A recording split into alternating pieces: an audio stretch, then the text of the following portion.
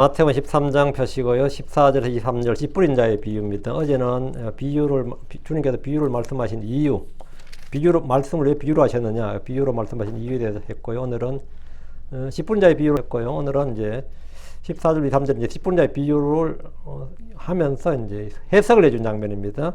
18절 말씀 같이 읽읍시다. 그러므로 너희는 씨 뿌린 자의 비유를 들으라. 그리고 이미 4절부터 8절까지, 4절부터 8절까지는 이미 하셨고, 지금 9절 이야기가 지금 18절에 반복되는 거죠. 그러면서 다시 이 내용이 반복되는, 이건 설명입니다. 해석이죠. 주님께서 직접 말씀하시고 해석해 준 장면인데, 씨 뿌린 자의 비유, 씨 뿌린 자의 비유를 들으라 하니까 우리가 들어야죠. 주님께서 들으라는데 들어야지. 어떻게 들으라 하면 경청하라, 귀를 기울이라 이 말입니다. 자, 기도하고 시작합시다. 전능하신 주 하나님 아버지, 주님께서 들으라고 말씀하신 말씀에 저희가 귀를 기울이고 경청합니다. 전능하신 주 하나님께서 저희 귀에 대고 말씀해 주시고, 아버지 하나님 한 번 말씀하시고 다시 말씀하시고 저희가 깨달을 수 있도록 말씀해 주시옵소서. 전능하신 주 하나님, 성령을 통해서 지혜와 계시를 주시고 깨닫는 마음을 주셔서 주의 말씀들이 한번 선명하게 들리게 하시고 또 저희 눈에 선명하게 보이게 해주시옵소서. 지각의 눈을 열어주시옵소서. 아버지 하나님, 저희가 마음의 눈먼자가 되지 않게 하시고 어둠 가운데 거하지 않게 하시고 빛이신 주님, 참 빛이신 주님을 늘 따르게 해주시길 간구합니다. 다른 아버지 하나님께서 말씀이 크게 들리도록, 그리고 저희 마음에서 울리도록 하시고, 아버지 말씀에 정말 선하고 정직한 마음의 말씀을 받아서 이 말씀이 30배, 60배, 100배 열매를 맺게 해주시길 간구합니다. 전능자 주 하나님 도와주십시오.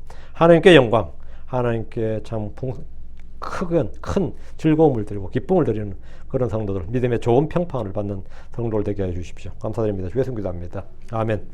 예, 주께서 제자들에게 씨 뿌린 자의 비유를 말씀하셔야 될 때 3절부터 8절, 3절부터 8절이죠. 3절부터 8절까지, 9절까지 하죠. 들을 게 있는 자는 들을지어다 했으니까요.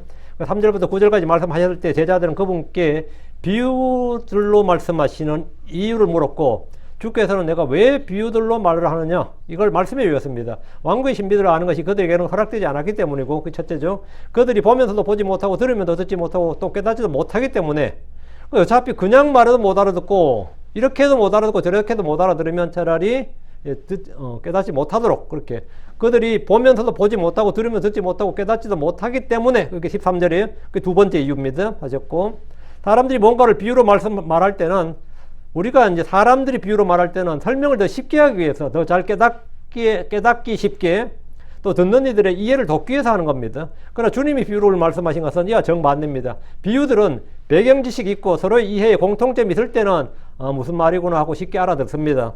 그렇지 않을 때 비유는 수수께끼가 되고 맙니다. 지금 무슨 말하는 거야? 이렇게 된 거죠.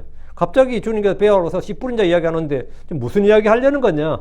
그렇게 되는 거죠. 주께서는 이해하지 못하는 백성들을 설득하고 그들이 더 이해하기 쉽도록 설명해 주는 대신에 그들에게 아는 것이 허락되지 않았다, 깨닫지 못하게 하려 한다고 하셨습니다. 이 청천벽력 같은 소리죠.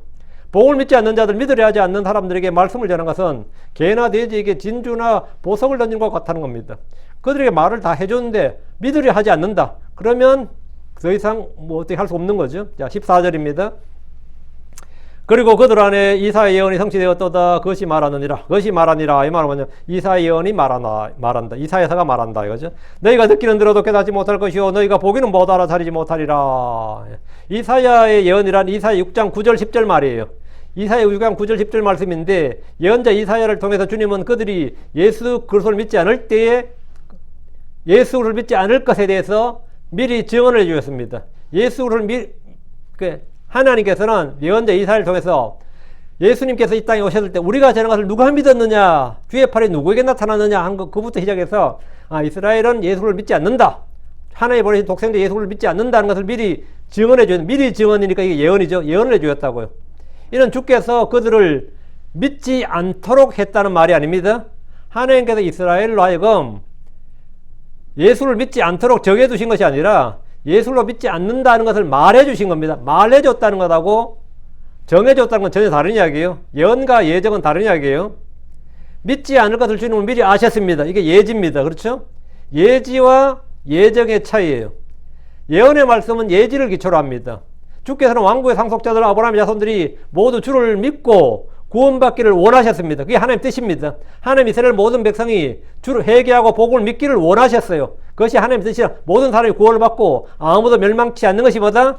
하나님의 뜻입니다. 그건 하나님의 뜻이에요. 그게 하나님이 원한 소원이라고. 주님은 그들을 모두 다 초청하셨습니다. 모두 구원으로 초청하셨어요. 복음으로 초청하셨습니다. 마태복음 23장 17절 오 예루살렘아 예루살렘아 내가 예언자들 죽이고 내게 보낸 자들 돌로 쳤도다. 내가 암탉이 자기 병아리들을 자기 날개 아래 모은같이 얼마나 자주 내 자녀들 함께 모으려 하였더냐. 그러나 너희가 원치 아니하였도다. 그러니까 하나님은 원하셨고 뜻하셨고 하나님은 애를 쓰셨고 일하셨는데 그러나 너희가 원치 아니하였도다. 그러니까 주님께서는 회개하라 복음을 믿으라 회개하라 하나님 왕국에 가까이 왔느니라 이렇게 계속 말씀하셨고 선포하셨고 그들이 보여주셨어요. 그런데 믿으려 하질 않네. 그러니까 일반 평범한 말로 단순 직설적으로 말해도 믿으려 하질 않고 그래서 더 이상 믿으려 하지 않는 사람들에게 이제 주님께서 뭐냐 이제 비유들로 말씀하셨다요. 어차피 이렇게 말도 안 믿는 거 뭐 어쩔 수 없다 이거 어쩔 수 없고 그냥 이제 믿을 사람만 더 잘 믿게 하는 그것이 바로 주님께서 비유로 말씀하신 이유예요. 주님은 그들이 구원받지 못할 자, 멸망받을 자로 정해두신 것이 절대 아닙니다. 주님은 결코 그렇게 멸망받을 자, 지옥 갈 자를 정해두신 거 아니에요. 주님은 구원받을 자를 정해두신 것이 아닙니다. 주님은 모두가 구원받기를 원하세요. 모두가 구원받도록 주님께서는 애쓰셨어요. 그리고 그들에게 모두에게 말씀을 전하셨고 보여주셨어요. 구원을 원치 않는 것, 믿기를 거부한 것, 회개를 거부한 것은 그들의 선택이었고 그들의 의지였고 그들의 결정이었습니다. 이게 오늘 장로교에서나 이 구원 예정론의 결정적 오류예요. 자, 요한복음 5장 40절 그럼에도 너희는 생명을 얻기 위해서 내게 오기를 원치 아니하는도다. 그러나 너희는 하나님이 원치 않는 게 아니라 너희가 원치 않는다고. 너희가 내게 오기를 원치 아니하는도다. 원치 않는 건 누구라? 하나님이 아니라 너희다 이거예요. 하나님은 너희가 구원 받기를 원한다고. 멸망하지 않기를 원한다고. 아무도 사악한 자가 그의 사악함 가운데 죽은 것은 하나님 기뻐하시는 것이 아니라 이거예요. 그들은 예수가 그들의 주요 왕이 되어 통치한 것을 원치 않았습니다. 원치 않았어요. 누가복음 19장 14절 우리는 이 사람이 우리를 통치하는 걸 원치 아니하나이다 했습니다. 주님께서 이런 사실을 미리 아셨지만 미리 아셨다. 그럼 예지죠. 미리 아셨으니까 예언자를 통해서 말씀하시죠. 그 예언이죠. 그래서 주님께서 그렇게 정하신 것은 아니죠. 예정은 아니라고요. 그 예지와 예언, 예정의 차이를 아시겠죠. 예언의 성취는 예정으로 인한 성취가 있고 예언의 성취라는 것은 예정으로 인한 성취가 있고 결과에 대한 예지로 말미암는 성취가 있습니다. 그러니까 주님께서 그걸 아시니까 그렇게 말씀하시고 그대로 말씀대로 되는 거예요. 그러니까 주님께서 그렇게 정하지 않으셔도 주님께서 그 결과를 아신 대로 말씀하셨어. 그리고 그대로 뭐 되는 거죠. 예언자 이사야를 통해서 하신 말씀은 주께서 미리 아시고 하신 말씀인데 신약에서 3번이나 인용되었습니다. 모두 유대인들의 불신과 불순종에 관한 말씀입니다. 모두 그 말씀이 이종될 때마다 모두 유대인들의 불신에 관한 말씀이에요. 그 사도들은 열심히 증언을 해. 예수님도 그들의 증언을 하는데 그들이 믿으려 하질 않아. 그때마다 이사야 6장 9절 10절이 인용이 돼요. 그들의 불신과 불순종 이것을 예언한 건데 이 말씀의 성취다 이거예요. 주님께서는 결코 이들이 이렇게 되도록 미리 정해놓으신 건 아니었다 이거예요. 그럼 주님 그렇게 아셨고 그것을 말씀하신 건 맞아요. 그러나 너희들이 회개하면 지금으로 회개하면 너희들이 주님께서 돌이키면 구원받는다. 구원받지 않도록 정해진 그런 사람은 세상에 없습니다. 만약에 구원 예정이 맞다면 구원받지 하나님께서 멸망하도록 정해준 놈이 이 사람은 구원받지 않도록 지옥 가도록 정해놨는데 이 사람이 갑자기 복을 믿어버리니까 하나님이 얼마나 황당하겠어요. 난 네 구원 안 받도록 정해놨는데 네 믿어버리면 어떡하냐. 이건 말도 안 되는 거죠. 반면에 구원 받도록 정해놨는데 안 믿었다. 이건 말 자체가 안 되는 거죠. 그 구원 예정론 아예 그 논리 자체가 성립 안 해요. 물론 우리나라 목사님들은 뭐 엄청나게 켈빈을 옹호하느라고 또 그게 그 뜻이 아니라 그러는데 그 뜻 맞아요. 그 뜻이 아닌 게 아니고 그 뜻이 맞아. 이사 6장 9절 10절 오죠. 그리고 그분께서 말씀하셨더라. 가라. 그리고 이 백성에게 말하라. 주님께서 예언자 이사야에게 그러는 거예요. 가라. 그리고 이 백성에게 말하라. 너희가 정령 들을지니라. 그러나 깨닫지는 못하는도다. 또 너희가 정령 볼지니라. 그러나 깨닫지 못하느니라. 이 백성의 마음을 살찌게 하고 그들의 귀를 무겁게 만들며 그들의 눈을 닫을지니라. 이것은 그들이 그들의 눈으로 보지 못하고 그들의 귀로 듣지 못하며 또 그들의 마음으로 깨달아 회심하여 치유받지 못하게 하려 함이니라. 이 10절이 이제 제일 마지막에 그들의 눈으로 보지 못하고 그들의 귀로 듣지 못하며 또 그들의 마음으로 깨달아 회심하여 치유받지 못하게 하려 함이니라. 깨닫지 못해서 이건 결과지 하나님께서 이렇게 못하게 만들려고 한 건 아니다 말이죠. 이 말씀에 오해를 하면 안 돼요. 이 뒤에 못하게 하려 함이니라 이래 돼가지고 하나님께서 왜 사람을 깨닫지 못하게 하려 하지? 주님은 깨닫게 하려 하신 게 주님의 사역이지 왜 깨닫지 못하게 하겠어요? 왜 깨닫지 못하게 하느냐? 그들이 믿으려 하지 않기 때문입니다. 아무리 주님께서 애를 쓰셔도 그들이 믿으려 하질 않아요. 그 말씀을 전해줘도 표적을 보여도 믿으려 하질 않는다. 그래서 그 하늘로부터는 표적을 원하나이다. 그러면 뭐 이러니까 뭐 더 분명히 말하라 그러고 어차피 내가 말해도 너희들 믿으려 하지 않는다. 그래요. 내가 말할지라도 너희가 믿지 아니하는도다. 주님께서 말. 그래서 주님께서 비유들로 말씀하셨고 그 비유들로 말씀하셨고 그들은 못 깨닫죠. 못 깨달으니까 당연히 깨달아 핵심에서 치유받지 못하게 되는 겁니다. 그러니까 주님께서 어떤 사람을 그렇게 말씀하셨다 그러면 그건 뭐다? 심판이에요. 그러니까 하나님께서 여러분 생각할 때 파라오의 마음을 강팍하게 했다면 하나님이 파라오의 마음을 왜 강팍하게 합니까? 부드럽게 해서 구원받게 해야지. 왜 강팍하게 하냐고. 왜 파라오의 마음을 왜 하나님이 강팍하게 해요? 하나님께서 모세와 아론을 통해서 파라오에게 계속해서 표적을 보여주시고 말씀을 전해줘요. 말씀을 전해서 이름이 도저히 믿으려고 하질 않네? 그럼 어느 정도까지 하다가 주님께서 이제 이 사람은 더 이상 믿으려고 하지 않는다. 믿으려고 하지 않는다. 그럼 거기서 문이 딱 닫히는 거고 그때부터 뭡니까? 심판을 하기 위해서 그때부터 일이 작동이 시작되는 겁니다. 그게 뭐냐? 문이 닫히는 겁니다. 유대인들도 마찬가지였습니다. 주님께서 침례자 요한부터 계속해서 주님 계속 전했는데 10장, 11장까지, 12장까지 있다 와서 13장에서 문이 닫힌 거예요. 여기서 문이 닫힌 겁니다. 이때는 뭐가 되는 거죠? 이제부터 심판의 모드로 들어가는 겁니다. 이건 시대도 마찬가지입니다. 지금까지 2024년까지 지금에서 계속 복음이 전파되는데 사람들이 도저히 믿으려고 하질 않네. 2025년, 26년 언제인지 모르지만 주님께서 문을 닫는 순간이 옵니다. 우리는 그 시간이 뭐 휴거의 시간을 보는 거죠. 그러면 그때부터 뭡니까? 심판의 모드로 들어가는 겁니다. 그러니까 주님께서 파라오의 마음을 처음부터 강팍해서 못 믿게 만든 게 아니라 믿게 만들어. 그냥 가기에 있으면 됩니다. 가기에 있으면 되는데 계속해서 안 하네? 안 하면 어떻게 된 거죠? 이제부터 주님께서 너는 어차피 그냥 해도 할 마음이 없었고 뭘 해도 할 마음이 없었다고.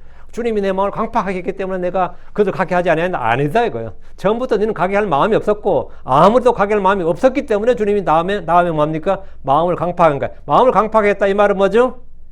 이미 은혜의 시기를 은혜의 타임을 기회를 놓치고 심판에 모두 들어갔다 이 말이에요. 문이 닫히고 새로운 적에 들어간 어떤 삶도 다 마찬가지입니다. 우리는 은혜 받을 만할 때 은혜 때 구원의 날에 뭐 해야 된다? 구원받아야 돼. 그래야 된단 말이죠.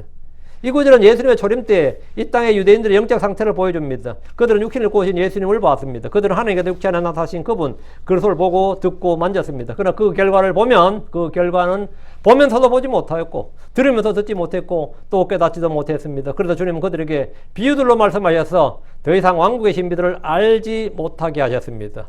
15절 이런 이 백성의 마음이 무뎌지고 그들에게는 듣기에도 둔하고 그들이 자신들의 눈을 감았나니 이는 언제라도 그들의 눈으로 보지 못하며 그들의 귀로 듣지 못하고 그들의 마음으로 깨닫지 못하고 회심하지도 못하여 내가 그들을 치유하지 못하게 하람이라. 이사야 6장 10절을 인용한 거죠.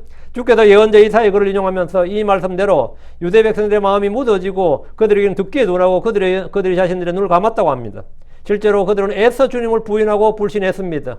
주님께서 표적을 보여주시면 바알세불 힘에서 하느니 마귀 들렸다느니 별의별 소리 다 했단 말이죠. 죄인들의 친구다 그러고 술 취하고 방탕한 자라 그러고 음식을 즐기고 탐하는 자라 그러고 하여튼 인격 모독 인신 모독을 해서 왜 메시지를 공격하고 싶으면 메신저를 공격하잖아요.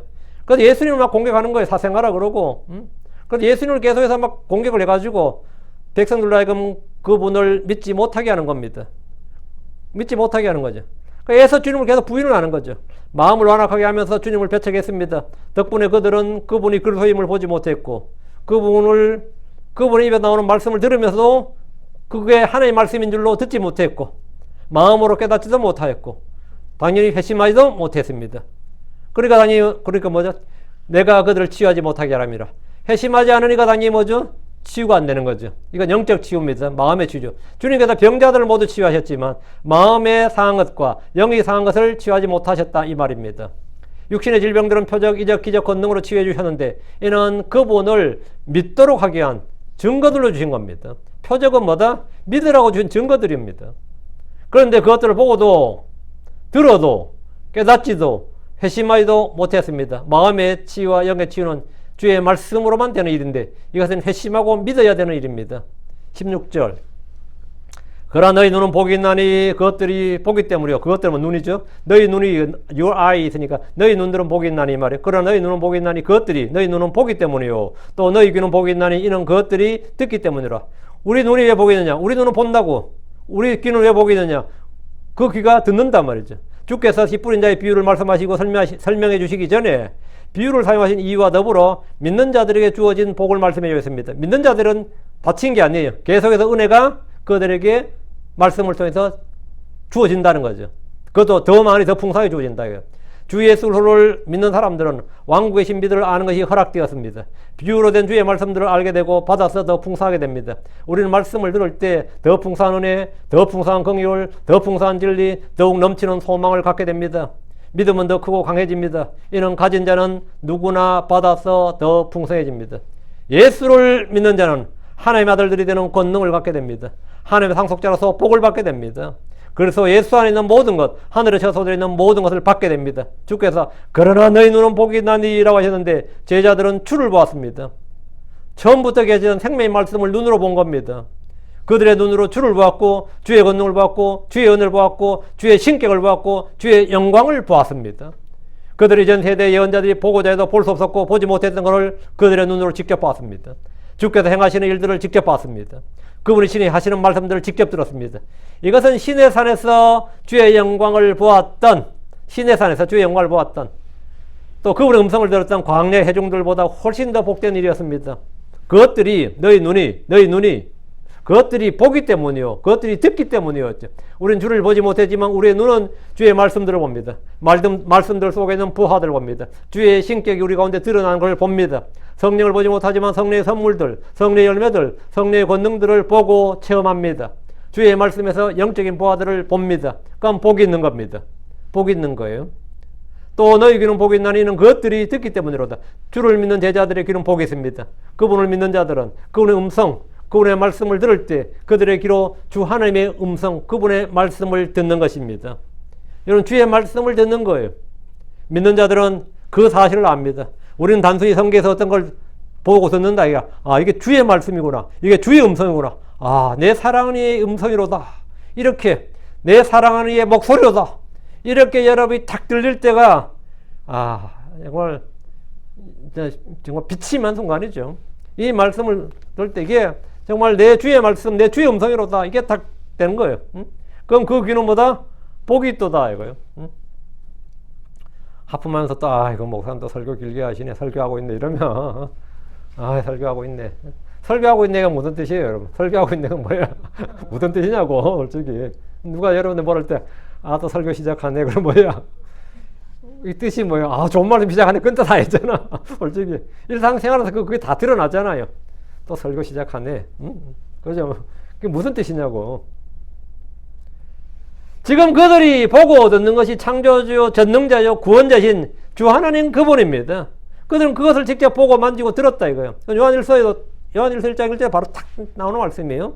자, 17절입니다. 자, 마태복음 13장 17절. 이에 진실로 내가 너에게 말하노니 많은 예언자들과 의로운 사람들이 너희가 보는 그것들을 보기 원하였으나 보지 못하였고 또 너희가 듣는 그런 것들을 듣기 원하였으나 듣지 못하였느니라. 주께서 이 땅에서 육신을 입고 오시는 일, 그분께 행하신 일에 대해서 예언자들이 선포하고 예언했지만 그들은 결코 그것을 보거나 듣지 못했습니다. 다윗이 봤습니까? 엘리야나 이사야가 이걸 봤냐고요. 예언자들은 그리스도의 고난과 사고의 영광에 대해서 탐구했습니다. 그럼 베드로전서 1장 11절에 나와요. 그러나 그들은 그것들을 보지 못하고 듣지 못했습니다. 침례자 요한만이 그분을 보았고 그분에게서 들었습니다. 여기서 또 한 가지 중요한 진리는 왕국의 신비들에 관한 겁니다. 많은 예언자들과 의로운 사람들은 제자들이 보고 듣는 이 왕국의 신비들에 대해서 보지 못했고 듣지 못했습니다.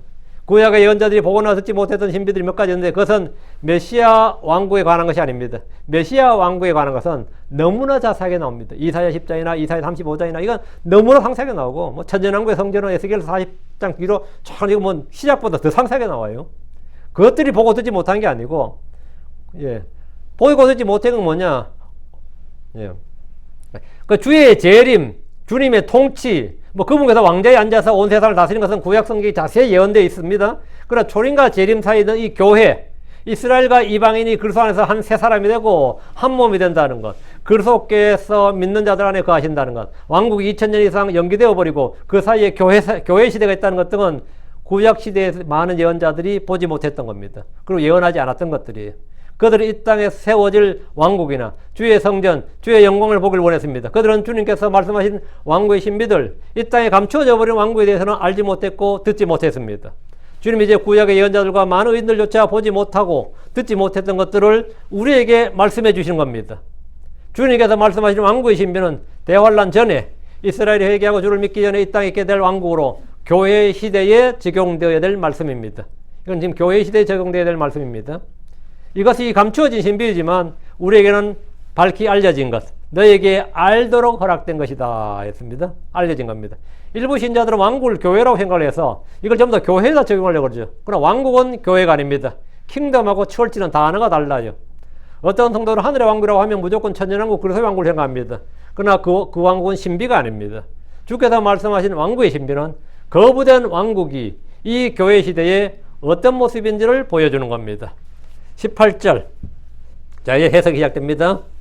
앞에 주님께서 말씀하셨던 이제 왕국의 신비를 말씀해서 10분짜리 이야기를 했는데, 자, 18절. 그러므로 너희는 10분인 자의 비유를 들을지니라.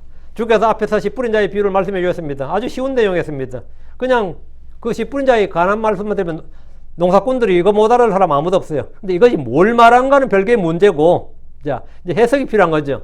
18절에서 23절은 이미 말씀하신 비유를 제자들에게 설명해 주시면서 해석해 주시는 말씀입니다. 제자들에게는 왕국의 신비들이 아는 것이 허락되었기 때문입니다. 4절에서 9절의 내용을 맞추어 가면서 주의 말씀을 들으면 됩니다. 자, 19절. 어떤 사람이 왕국의 말씀을 듣고 그것을 깨닫지 못할 때 그 사악한 자가 와서 그의 마음속에 뿌려진 것을 빼앗아가느니라. 이 사람은 곧 길가의 씨를 받은 자니라. 주께서 말씀하시고 친히 해석해 주시기 때문에 우리는 다른 어떤 해석이나 설명이나 주석이 필요치 않습니다. 이 말씀은 4절에 사실 말씀에 대한 해석인데 4절 말씀 보시면 돼요. 그리고 그가 뿌릴 때 어떤 씨들은 길가에 떨어지며 날짐승들이 와서 그것을 먹어버렸더라 했죠. 이 말씀은 이제 듣는 사람들이 뭐 씨 뿌려본 사람 다 알죠. 길가에 뿌려진 씨들은 날짐승들이 와서 다 먹지. 다 먹어버리죠.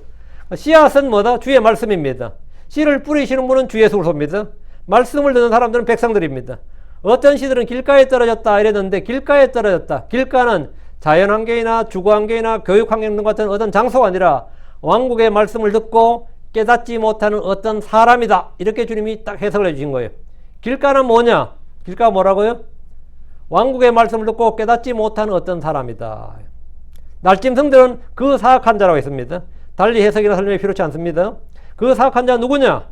그리고 이들이 길가에 말씀이 뿌려진 자들이 그들이니라. 그들이 듣지만 사탄이 즉시 다가와 그들의 마음속에 뿌려진 말씀을 뺏어버리느니라. 마가음 4장 15절에 보면 그들의 마음속에 뿌려진 말씀을 뺏어버리는 누가? 사탄이. 즉시 다가오는 사탄이 즉시 다가와서 그들의 마음속에 뿌려진 말씀을 뺏어버리느니라 했으니까 이건 사탄이다. 그 사악한 자는 그냥 사악한 자가 아니라 뭐다? 사탄이다. 이렇게 나왔죠. 이것을 주님께서는 공중의 새들이다.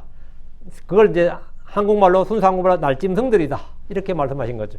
날짐승들은 뭐다? 사악한 자, 그 말씀을 빼앗는, 말씀을 뺏어버리는, 먹어버리는 뭐다? 예, 마귀다, 사탄이다. 그러니까 주님께서 마가음 4장 15절은 사탄이다. 이게 그들은 듣지만 사탄이 지키 다가와 이러면서 사탄이라고 딱 밝혀주셨죠. 그 사악한 자는 사탄입니다. 말씀을 듣고 그것을 깨닫지 못할 때 공중의 날짐승들, 사악한 자, 곧 사탄이 와서 그 말씀을 빼앗아가 버립니다. 여러분 수없이 이런 체험을 했을 겁니다. 우리가 어떤 데 길가에 씨를 받은 자처럼 주의 말씀을 듣고도 깨닫지 못합니다. 저는 성경을 배울 때나 가르칠 때나 수없이 이런 사람들을 봅니다. 수년 동안 분명히 수십 번 이상 가르친 내용인데 계속 자기가 했던 말을 반복하는 그런 사람을 봅니다. 지난번 그 말했는데, 지난번에도 물었던 내용인데, 지난번 해결된 거 아니었나? 근데 또 그걸 묻고 있어요. 그때 분명히 답을 해줬는데, 그럼 또 그래요. 또 깨달았나 싶어. 또 그 이야기예요. 지난번에 바보 도 터진 소리 했는데 분명히 그 입에서 도 터진 소리가 나왔는데 하고 근데 또 물어. 지난번에 말씀드렸잖아요. 그냥 도저히 이해가 잘 안 됐어요. 또 이러고는 거예요. 또 해줘. 그건요. 이러면 또 물어. 한 15년 이래 버리니까 빙 돌아버리겠더라고요.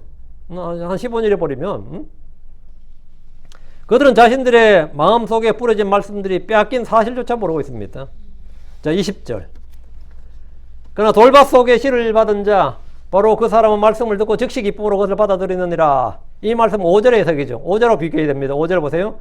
어떤 것들은 흙이 많지 않은 돌밭에 떨어지며 그것들은 흙이 깊지 않냐였기에 곧바로 싹을 내었더라. 그 흙이 깊지 않다. 돌밭 위에 흙이 조금 쌓여 있어요. 그런 흙에 씨앗이 뿌려지면 싹이 빨리 납니다. 왜? 흙의 열기가 뜨거워요. 돌의 열기 때문에. 그래서 거기에 씨앗이 뿌려지면 싹이 빨리 납니다. 싹이 빨리 나요. 그 우리가 볼 때 어때요? 야, 땅이 좋다. 이렇게 생각하죠. 땅이 좋다. 그 어떤 씨앗들은 흙이 많지 않는 돌밭에 떨어졌습니다. 이들은 돌밭 속에 씨를 받은 자입니다. 흙이 깊지 않기 때문에 깊이 뿌리를 내리지 못하지만 돌의 열기로 인해서 씨앗이 흙이 늘 뜨겁기 때문에 싹을 빨리 냅니다. 곧바로 싹을 내요. 주께서 이들이 말씀을 듣고 즉시 기쁨으로 그것을 받아들인 자들이라고 합니다. 전도자들은 이런 사람을 만날 때 기쁨을 누립니다. 이야, 준비된 사람이네. 말씀 잘 받네. 응? 말씀을 잘 받고 즉시 반응하기 때문입니다. 21절. 그럼에도 그는 자기 속에 뿌리가 없어 잠시 동안만 견디느니라. 이런 말씀으로 인해 환난이나 박해가 일어날 때 즉시 그가 실족하느니라. 이 말씀 6절의 해석이죠. 그리고 해가 돋았을 때 그것들은 말라버렸더라. 이는 그것들이 뿌리가 없으므로 그것들이 시들어버렸더라. 자, 비유의 말씀하고 해석하고 어때요? 절벽에 짝짝 맞아 떨어지죠. 주님께서 비유로 미리 쫙 말씀하시고 지금 해석을 해주시는데 한 절 한 절에 짝짝 그 무슨 뜻인지가 짝짝 맞아 떨어지죠. 돌밭에 얕은 흙 위에 씨가 뿌려지면 즉시 싹을 내지만 뿌리가 깊이 내리지 못합니다. 그래서 잠시 동안만 견딥니다. 해가 돋을 때 열기를 견디지 못하고 말라버립니다. 해의 열기는 식물에게 너무나 중요한 것입니다. 여기서 중요한 거 이겁니다. 해가 식물에게 득이 되느냐 해가 되느냐예요. 햇빛이 자라나는 싹이 난 그 밭에서 흙에서 나온 씨앗 싹에게 싹을 성장시키고 열매를 맺게 하고 자라게 하는 득이 되느냐, 아니면 그 방금 서산한 그 싹을 말라버리게 하고 시들게 버리는 해가 되느냐의 문제입니다. 햇빛은 어차피 똑같은 햇빛인데 어떨 것 같아요? 그 해의 열기는 식물의 성장에 너무나 중요한 겁니다. 그런데 그 해가 도리어 그를 죽이는 해가 될 때가 있단 말이에요. 시들어 말라버리게 하는 해가 될 수 있단 말이에요. 이런 사람은 말씀으로 인해 환난이나 박해가 일어날 때 즉시 실족한다. 그러면 말씀으로 인해 받는 환난과 박해가 뭐란 거죠? 성경에 따르면 지금 해라는 거죠. 요게 지금 해석 아주 중요합니다. 해는 그냥 주의 말씀으로 인해 주의 말씀을 받은 사람들, 그 주의 말씀을 받은 사람들에게 말씀으로 인해 오는 환난이나 박해, 고난은 뭐다? 하늘의 해와 같은 것이라는 겁니다. 해는 뿌려진 시에 열기를 주고 돋아난 싹을 자라게 합니다. 열매를 맺게 합니다. 해가 비치지 않으면 어느 식물도 건강하게 자라지 못하고 많은 열매를 맺지 못합니다. 음지에서 자라는 식물들은 굉장히 약해요. 쭉쭉 키는 빨리 크는데 물을 받아도 강하게 자라지 못한다고요. 많은 열매를 맺지 못합니다. 햇빛이 약하면 그 해에 과일은 당도가 떨어지고 상품성이 좋지 않습니다. 강한 햇살에 노출될수록 과일은 더 많이 맺히고 더 좋은 열매가 됩니다. 성도들도 마찬가지입니다. 믿음의 단련은 인내를 이루고 체험을 이루고 소망을 이룹니다. 믿음의 단련은 정금보다 더 귀한 것입니다. 이 해의 역할은 뭐 이루 말할 수 없습니다. 그래서 해가 좋지 않으면 농사꾼들은 절망스러워요. 원래 농사 망쳤다 이거예요. 저희 지역에서 사과가 되게 많았어요. 그 경북능금 대구 사과가 되게 유명해요. 저희 동네도 사과 농사 지은 사람 굉장히 많았는데 해가 좋지 않으면 굉장히 날감해합니다. 구름이 많이 끼고 이러면 그 햇빛이 뭘 준다? 당도를 높여줘요. 사과의 맛을 결정지운다. 그건 수박도 마찬가지입니다. 햇빛을 많이 노출받아야 수박도 크고 당도가 달라요. 그건 비료로 되는 게 아닙니다. 햇빛으로 되는 겁니다. 햇빛으로. 그게 햇빛에, 그 강한 햇살에 노출될수록 과일은 더 많이 맺히고 더 좋은 열매가 된다고요. 성도들도 마찬가지입니다. 믿음의 단련은 강하고 많을수록 그 사람은 속 사람이 강해져요.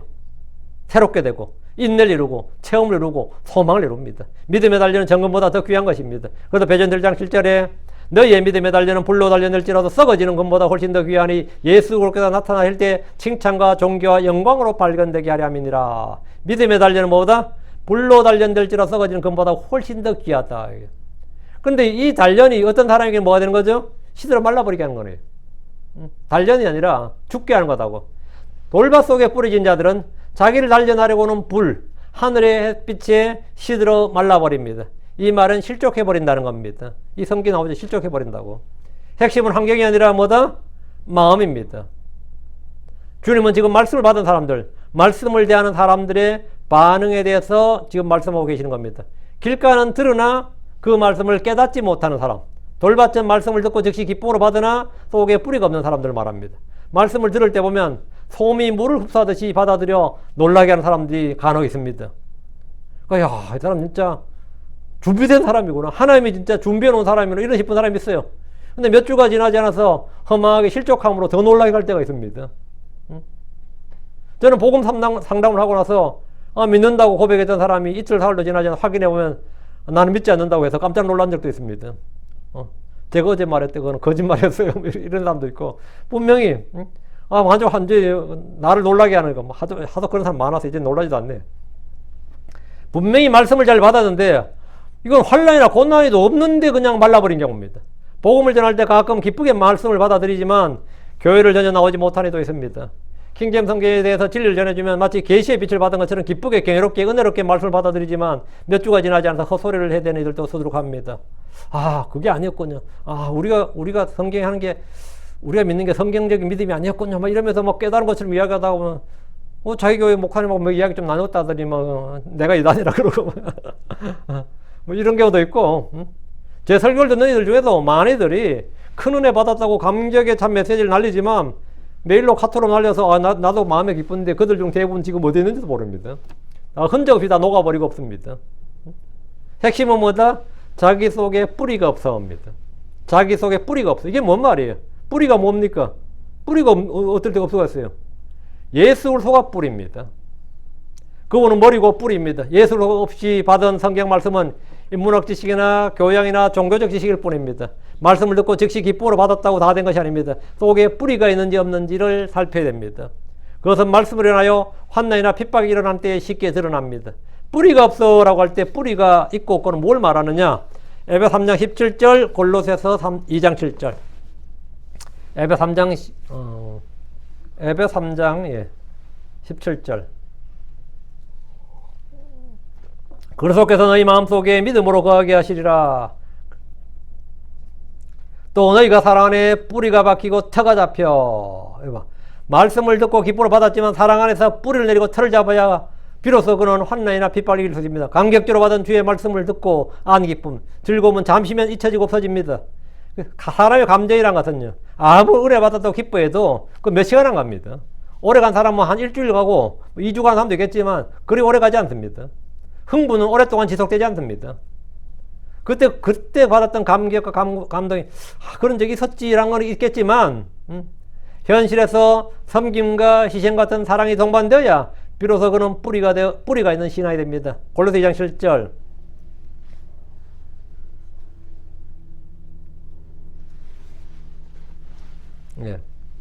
골로새서 2장 7절. 그분 안에 뿌리를 내렸고 건축되었으며 또 믿음 안에 굳게 태워졌으면 너희가 가르침을 받은 대로 그 안에서 감사들을 넘치게 하라. 말씀을 받았으면 그는 예수님 안에서 뿌리를 내려야 됩니다. 말씀을 통해 예수님을 따르고자 하는 선한 의지와 결단이 세야 한다는 겁니다. 예수로의 고난의 발자취를 따르고자 하는 마음, 그분을 위해 살겠다는 그런 마음이 기쁘게 자리 잡게 되면 그는 뿌리가 있는 사람입니다. 유대인들 중에는 주의 말씀을 듣고 기뻐하고 은혜롭고 놀라워했던 사람들이 많습니다. 복음서에도 그런 이야기들이 많이 있어요. 놀라워하더라 이렇게. 산상수훈을 들은 유대인들은 주의 말씀에 놀랐습니다. 그런데 그들 속에는 뭐가 없었다? 예수가 그리스도란 믿음, 그걸 아는, 그걸 깨닫는 그 믿음이 없었습니다. 그들 속에는 뿌리가 없었던 겁니다. 그러니까 그들이 그렇게 환호했던 사람들, 여러분이 예루살렘 이성할 때 예수님 환호했던 사람들이 누굽니까? 다 빌라도 앞에서 십자가에 못 박아서서 외쳤던 사람들입니다. 그 사람들이에요. 호산나 다윗의 자손에 외쳤던 사람들, 종려나무 들고 옷 깔고 했던 사람 있죠? 그 사람들이 전부 다 십자가에 못 박으라고 외쳤던 그 사람들입니다. 동일한 같은 사람들이에요. 다른 세력이 아닙니다. 외부인들이 아닙니다. 그 사람들이에요. 그들 속에는 뭐가 없었다? 뿌리가 없었다 이거죠. 12사도이라 불리는 제자들 역시 속에 뿌리가 없었던지라 시험이 닥치자 쉽게 실족하고 말았습니다. 다 그분을 떠났고 그분을 배반했습니다. 예수가 그리스도란 사실, 예수가 주요 그리스도란 사실, 그것이 안 돼 있었단 말이죠. 그러면 어떤 성경적 지식도 사실 바람 앞에 등불입니다. 어떤 좋은 교회를 다니고 어떤 좋은 말씀 듣고 어떤 뭘 해도 내가 정말 이 열매를 맺고 자라나는 그건 뭐냐면 예수가 주요 그리스도시고 하나님의 아들이시란 그 예수님께서 참 하나님이라는 사실을 확실히 알고 깨닫는 그 믿음이 있어야 돼요. 그 믿음이 근거예요. 거기서 모든 것이 되는 겁니다. 그거 없이 뭐 이런저런 신학을 아무리 뭐 신앙 지식이 그거는 정말 잠시 있다가 사라지는, 시들어버리는 그런 겁니다. 22절입니다. 네. 가시나무들 사이에 씨를 받은 자 또한 말씀을 듣되 이 세상의 염려 재물의 속임수가 말씀을 숨막히게 하므로 그가 열매를 맺지 못하느니라. 말씀을 들었는데 열매가 없다. 이 말씀은 7절의 비유를 해석해 준 겁니다. 7절 보시죠. 그리고 어떤 것들은 가시나무들 사이에 떨어졌더라. 이에 가시나무들이 돋아나 그것들을 숨막히게 했느니라 했죠. 가시나무들 사이에 떨어진 씨앗은 가시나무들로 인해서 자라지 못한다 이거죠. 주님의 비유에서 핵심은 환경이 아니라 뭐다? 사람입니다. 주님께서 말씀을 뿌리시는데 그 말씀을 받은 사람들, 길가, 돌밭, 가시나무들 사이로 분류해주신 겁니다. 주님께서 사람을 분류하시는 방법의 주목, 세상 사람들이 나누는 기준과는 전혀 다릅니다. 주님이 사람을 평가하시는 방법도 마찬가지입니다. 사람들은 외모를 보고 외모를 중요히 여기고 그것을 취합니다. 하나님은 중심을 보시고 그 사람의 마음을 보시고 그것을 취하십니다. 가시나무들 사이에 씨를 받은 자는 말씀을 듣되 이 세상 염려와 재물의 속임수가 말씀을 숨막히게 하므로 열매를 맺지 못합니다. 들은 말씀은 저절로 자라지 않습니다. 자라게 하시는 분은 주 하나이시지만 모든 씨앗이 다 장성하게 자라나 열매를 맺는 것이 아닙니다. 주님은 자라게 하시는 분이다. 이건 맞는 말이죠. 아멘이죠. 그 말이 모든 씨는 다 자라나 열매를 맺는다는 뜻이 아닙니다. 그것은 성경적 진리가 아닙니다. 이사야 55장 10절 11절 이는 비와 눈이 하늘에서 내려와 거기로 되돌아가지 아니하고 도리어 땅을 적시고 땅이 열매를 맺게 하고 싹을 나게 하느니라. 그래야 그것이 씨 뿌린 자에게 씨를 주고 먹는 자에게 빵을 주게 하는 것 같이 나의 입 밖으로 나아가는 내 말도 그러하도다. 그것이 헛되이 내게로 되돌아오지 않을 것이요 도리어 내가 기뻐하는 것을 이루리라. 그리고 그것이 내가 그 말을 보내 이루게 하려는 일에서 형통하리라. 나의 입 밖으로 나아가는 내 말도 그러하다. 나의 입 밖으로 나아가는 내 말도 그것이 헛되이 내게로 되돌아오지 않는다. 이 말씀 주께서 그분의 입에서 내신 약속의 말씀들을 모두 성취하신다는 뜻입니다.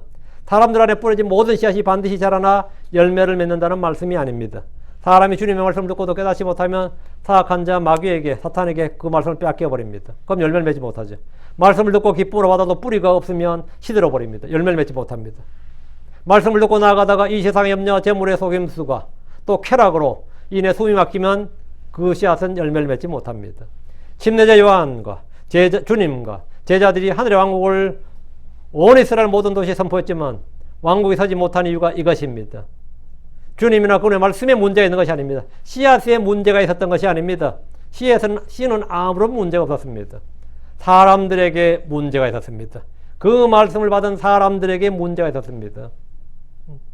어떤 사람들은 길가와 같은 마음을 가졌고 어떤 사람은 돌밭과 같은 마음을 가졌고 어떤 사람은 가시나무 숲들 같은 마음을 가졌기 때문에 요한이 뿌렸던, 주님이 뿌렸던, 사도들이 뿌렸던, 누가 뿌렸어도 그 열매들이 뭐다? 열매가 맺지 못했던 겁니다. 말씀을 숨막히게 한다. 말씀을 숨막히게 언더라인. 말씀을 숨막히게 함으로 여기. 여러분, 이 세상 염려와 재물의 속임수 나오죠. 재물의 속임수 이거. 이 두 가지는 누가복음 8장 15절은 이걸 쾌락까지 한 개 더 나와요. 쾌락까지. 이 세 가지 8장 14절이네요. 이 세상의 염려, 재물의 속임수, 쾌락은 하나님의 말씀을 숨막히게 하는 겁니다. 주님의 말씀은 주님의 숨이, 주님의 호흡이죠. 영이니까요. 주님의 숨이 들어있는 말씀입니다. 이 주님의 숨이 들어있는 말씀에 숨을 막는다는 거지. 씨앗이 싹이 트고 자라는데 필요한 세 가지 요소는 수분과 공기와 온도입니다. 이 공기가 뭐죠? 숨이죠. 아무리 씨앗을 심어도 적정 온도가 되지 않으면 언 땅에는 자랄 수가 없잖아요. 땅이 언제 온도가 있어야 돼요. 열기, 온도가 있어야 된다고. 그래서 세 가지 요소가 수분이 돼요. 마른 땅에는 아무 소용없어요. 수분이 없으면 열매를 못 맺고, 다음에 온도가 적정 온도가 되지 않으면 당연히 열매를 못 맺죠. 그 겨울에 열매가 안 맺힌 이유죠. 다음에 수분, 수분, 공기, 다음에 뭐 공기, 공기가 숨이에요. 숨이 이렇게 나. 공기가 없으면 당연히 열매가 안 맺히죠. 당연히 자라지 못하는 거고. 말씀의 씨앗도 마찬가지입니다. 말씀이 자라는데 숨을 막는 것 세 가지는 이 세상 염려와 재물의 속임수와 쾌락입니다. 하늘의 왕국을 갈망하던 유대인들은 자신들이 주님께서 말씀하신 이런 사람들이라는 사실을 받아들이고 인정하기가 결코 쉽지 않았을 겁니다. 주님이 누구신지도 깨닫지 못했던 바리새인이나 서기관들 같은 부류도 길가합니다. 주님 누구신지를 알지 못하고 믿지 못하고 거부했던 사람들은 다 길가에 있는 사람들이에요. 길가에 뿌려진 거죠. 주님을 따르거나 돌아선 사람들은 돌밭입니다. 그들은 주님이 받게 될 고난에 대해 말했을 때 모두 다 떠났습니다. 주님은 제자들에게 너희도 가려느냐 말씀하실 정도로 많이들이 주님을 떠났습니다. 얼마나 많은 사람들이 떠났던지 주님께서 제자들에게 너희도 가려느냐 그랬다. 너희도 가려느냐. 응? 부자 청년아 니고데모나 아리마다 요셉 같은 사람은 가시나무들 사이에 씨를 받은 사람들입니다. 가시나무들 사이에 씨를 받은 사람들이. 그들은 주님을 믿었지만 결코 재물과 이 세상의 염려로 주님을 시인하지 못했습니다. 그리고 주님을 따르지도 못했습니다. 자, 이 3절입니다. 그러나 좋은 땅 속에 씨를 받은 자는 말씀을 듣고 그것을 깨닫는 자니라. 그 좋은 땅 속에 씨를 받은 자는 누구다? 말씀을 듣고 그것을 깨닫는 자. 그것이 또한 열매를 맺고 열매는 얼마는 100배, 얼마는 60배, 얼마는 30배를 내느니라. 8절에 대한 설명 해석입니다. 8절하고 비교하시죠. 8절. 그러나 다른 것은 좋은 땅 속에 떨어짐에 얼마는 100배, 얼마는 60배, 얼마는 30배 열매를 내었느니라. 이 말씀을 지금 주님께서 뭡니까? 좋은 땅 속에 씨를 받은 자는 이렇게 한 거죠. 작은 땅 속에 씨를 받은 자는. 주님이 해석해 주신 거예요. 말씀을 듣고 깨닫는 자가 좋은 땅 속에 씨를 받은 사람들입니다. 좋은 땅이란 좋은 환경이 아니라 좋은 마음입니다. 말씀을 듣기만 해서는 안 됩니다. 듣고 깨달아야 됩니다. 깨달음은 뭘 통해 온다? 믿음을 통해서 옵니다. 명철은, 깨달음은 말이죠. 지혜는 믿음을 통해서 와요. 말씀을 듣고 깨닫는 자는 그 안에 받은 말씀이 열매를 맺습니다. 골로새 1장 6절에 이 복음이 온 세상에 있는 것 같이 그것은 너희에게 이르렀느니라. 너희가 복음을 듣고 진리 안에서 하나님 은혜를 알았던 그날부터 그것이 너희 안에서 열매를 맺는 것 같이 열매를 맺는도다. 골로새 교회 사람들은 말씀을 받았어. 그 은혜를 알았던 그날부터 열매를 맺었다잖아요. 듣고 한 그날부터 열매를 맺습니다. 듣고 깨닫는 자들은 많게는 100배, 적어도 30배를 냅니다. 엄청난 양이죠. 좋은 땅이란 말씀을 듣고 정직하고 선한 마음속에 그것을 지키는 사람들입니다. 누가복음 8장 15절로 갔어요. 좋은 땅이 뭔지 여기는 설명이 약간 한 번 더 이거 볼 필요가 있죠. 누가복음 8장 15절. 그러나 좋은 땅에 있는 것은 그들이니 말씀을 듣고 정직하고 선한 마음속에 그것을 지켜서 인내로 열매를 내는 자들이니라. 이게 좋은 땅이란 거예요. 좋은 땅에 대한 마태복음의 설명은 뭐? 자, 마태복음 설명, 마태복음에서 나오는 기록하고 요거 비교를 해보시면 되죠. 마태복음에서는 뭐랬어요? 말씀을 듣고 그것을 깨닫는 자라 그랬죠. 자, 말씀을 듣고 깨닫는 자가 좋은 땅의 씨를 받은 좋은 땅이고, 누가복음 지금 8장 14절에 뭐란 거죠? 예. 8장 15절은 말씀을 듣고 정직하고 선한 마음 속에 그것을 지켜서 인내로 열매를 내는 자들이라고 하죠. 그러니까 정직하고 선한 마음 속에 하나님의 말씀을 지켜. 그래서 인내로 지키고 있으면 인내로 그 말씀이 열매를 내는 거예요. 예. 열매를 내는 거죠. 성경이 스스로 해석을 해주는 겁니다. 좋은 땅 속에 씨를 받은 자는 정직하고 선한 마음 속에 그것을 지키는 사람들입니다. 주의 말씀을 지키는 자가 주를 사랑하는 자입니다. 주를 사랑하는 자는 주의 말씀을 듣고 잊어버린 자가 아닙니다. 그것들을 지키고 행하는 자들입니다. 그들은 그 행하는 일로 복을 받습니다. 하나님의 말씀을 듣고 지키는 자들이 복이 있습니다. 누구든지 그분의 말씀을 지키면 그 사람 안에 하나님의 사랑이 완전하게 됩니다. 요한복음 14장 3절에 만일 사람이 나를 사랑하면 그가 내 말들을 지킬 것이요 또 내 아버지께서 그를 사랑하시리라. 만일 사람이 나를 사랑하면 그가 내 말들을 지킬 것이요 그가 내 말들을 지킬 것이다. 그 사람들이 뭐다? 좋은 땅 30배, 60배, 100배 열매를 내는 사람들이다 이거예요. 말씀을 듣고 깨닫는 사람, 정직하고 선한 마음 속에서 말씀을 지키는 사람, 말씀을 지키는 사람이 주님 사랑하는 사람들이다. 여러분들 중에 나는 오랫동안 교회를 다녔고 나름 열심히 성경을 공부했다고 하는데 왜 열매가 없을까 고민하는 분들에게 성경의 답변은 굉장히 간단합니다. 좋은 땅 속에 씨를 받지 않았기 때문입니다. 그 말은 뭐냐? 씨앗의 문제는 없다. 씨앗은 다 동일해요. 내가 좋은 땅이 돼야 된다 이거죠. 내가 어떤 땅인지 먼저 살펴봐야 됩니다.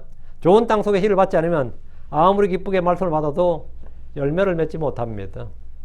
여기서 이제 교훈제를 설교하려면 여기 또 가시나무부터 시작해가지고 땅에 대해서 쭉 설명을 해야 되는데 약간 교리적인 내용에 대해서 이분은 막 스킵을 한 느낌인데 내가 어떤 마음밭인가를 내가 어떤 마음을 가지고 있는가 이걸 지금 잘 생각해야 돼요. 이걸 잘 한번 스스로 한번 성찰을 해보셔야 됩니다. 내가 어떤 땅인지 어떤 밭인지 말이죠. 좋은 땅 속에 씨를 받지 않으면 아무리 기쁘게 말씀을 받아도 열매를 맺지 못합니다. 자, 제일 중요한 것은 뭐냐? 뿌리가 튼튼해야 되죠. 예수 그리스도에 관한 예수님이 누구신가? 이 예수님에 관한 이 믿음, 신앙이 확고해야 돼요.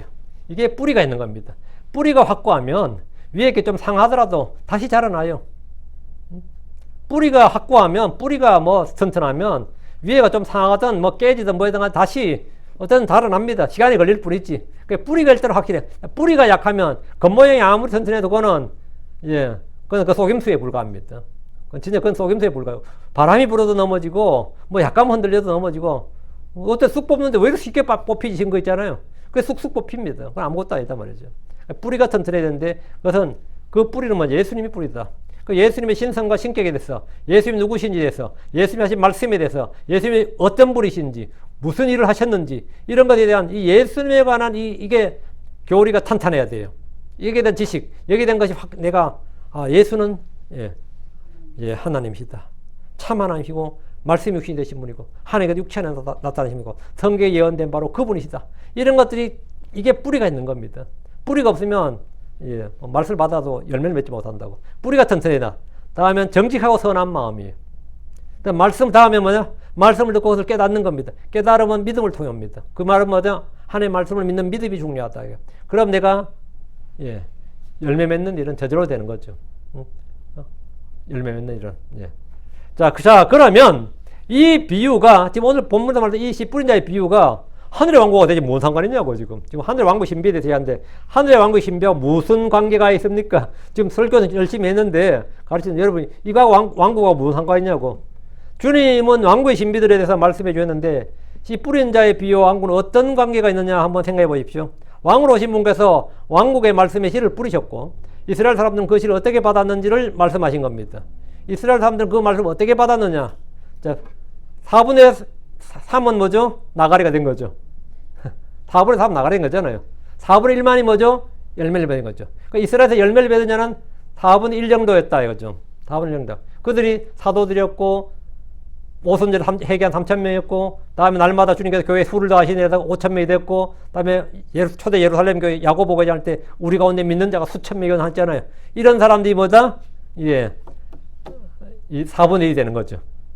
그리고 또 전체로 또 박해가 일어나서 흩어졌고 이런 사람. 그러니까 유대인이라고 다 안 믿은 게 아닙니다. 유대인들이 다 안 믿은 게 아닙니다. 유대인들 중에서 약 몇 프로? 이건 뭐 이거 정확한 통계가 아니라 얼추 그냥 한 25% 정도가 예수를 믿었던 사람들이다 이 말이죠. 그러니까 예수를 믿었고 그들이 좋은 씨앗이고 이들이 남은 자들이 되는 겁니다. 이들 렘넌트 남은 자들. 이들이 남은 자들이 된다. 주님께서 바로 이 이야기를 하시는 거예요. 그러니까 너희들이 다 믿는 자들이 된 게고 다 저게 아니다. 그래 아브라함이 씨라서 다 아브라함 씨가 있다 이거죠. 이삭 안에서 부름받은 자들, 그렇죠? 그들이 씨라 불린다 이거. 그 하나님께서 소수의 남은 자를 남겨두셨다. 지금 그 이야기를 지금 하는데 그들은 그 남은 자들은 뭐다? 열매를 맺는다 이거. 그 열매를 제일 많이 맺은 사람이 이제 사도 바울 같은 사람이죠. 사도 바울은 유대인이에요. 믿지 않던 유대인인데 회심해서 되었다. 가장 위대한 크리스천이 됐지. 가장 위대한 유대인이 된 게 아닙니다. 가장 위대한 크리스천이 된 겁니다. 가장 위대한 크리스천이 된 거예요. 예. 자, 왕국의 신비를 받은 이스라엘 사람들은 그 씨를 어떻게 받았느냐? 어떤 사람들은 뭐 배척했고, 어떤 사람은 뭐 했고, 쭉 나오는데 정직하고 선한 마음으로 말씀을 받았어. 예수를 속아 과연 그분이신가 해서 깨달은 사람들, 그 말씀을 지키고 인내로 지킨 사람들, 이런 왕국의 말씀들을 좋은 땅에 받은 사람들, 물론 거의 없습니다. 지금에 따르면 네 부류 중에 한 부류밖에 안 되잖아요. 이스라엘은 가까이 왔던 왕국이 어떻게 되었는지 주님의 말씀을 통해서 현실을 정확히 직시해야 됩니다. 그 왕국은 그들에게 거부되었습니다. 배척되었습니다. 왕국은 이 땅에 서지 않았습니다. 지금까지도 2024년 지금까지도 서지 않았습니다. 복음을 듣고 주님을 믿는 자들은 이런 사실을 정확히 깨닫고 알 수 있습니다. 그럼 왕국 영원히 서지 않느냐? 그건 아니죠. 주님 오시면 왕국은 다시 삽니다. 그래서 오늘은 요 씨 뿌린 자의 비유를 했고요. 예. 계속해서 다음 시간에 왕국의 신비들에서 이제 더 본격적으로 주께서 이제 지금 이스라엘 사람들의 상태를 지금 말씀해 주신 겁니다. 이스라엘 사람들의 상태를 지금 말씀해 주신 것이고, 예, 다음 시간에 계속해서, 가라지 비유 있죠. 그 다음 계속해서 씨에 대해서 앞에서 네 가지는 다 씨에 관한 것이에요.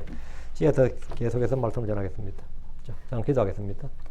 위대한 유로간 주하나님 감사합니다. 하나님께서 은혜 주셔서 참으로 이 기록된 말씀을 저희가 늘 상고하고 또 기록된 말씀 속에 담겨진 또 영적인 진리를 보기를 늘 간구합니다. 하나님 아버지 하나님께서 주의 영감을 주신 이 말씀들이 숨이 막히지 않도록 해주시고 활력을 얻어서 살아있고 권리 있는 말씀이 저희 속에서 활력을 얻어서 또 믿음과 잘 결합해서 정말 30배, 60배, 100배 열매를 맺게 해주시고 믿는 자 안에서 효력있게 강력하게 일하는 말씀의 권능을 저희가 체험하게 해주십시오. 아버지 하나님, 정말 저희가 이 말씀이 일하는 것을 또 주의 성령께서 저희 안에 계신 것을 드러내 볼 수 있는 그런 성도를 되도록 인도해 주실 간구합니다. 구약에서 많은 믿음의 종들이 참으로 주의 영이 있는 것을 보여준 것처럼 또 아버지 하나님, 우리 교회가 너희들 가운데 하나님께서 계시는 도다, 이런 고백을 받을 수 있고 우리가 바로 그리스도의 생명의 서신으로서 그리고 향기를 내뿜는 그리고 맛을 내는 그런 성도를 되도록 도와주시고 전능자주 하나님, 저희가 살아있는 서신으로 모든 사람들이 알고 읽는 바가 되게 하여 주시길 간구드립니다. 아버지 하나님, 은혜 많이 베풀어 주십시오. 전능하신 주 하나님께서 복을 주셔서 참으로 이 말씀들이 하나의 헛되이 하나도 저희 속에 헛되이 또 흘러나가지 않고 빠져나가지 않고 또 빼앗기지 않고 이것이 또 믿음과 결합되지 못한 채 남지 않냐고, 이 모든 말씀들이 참으로 잘 묵상이 되고 이 말씀 잘 뿌리를 내려서 참으로 많은 열매들 맺는 그런 성도를 되도록 도와주십시오. 감사드립니다. 주의 성기도합니다. 아멘. 아멘.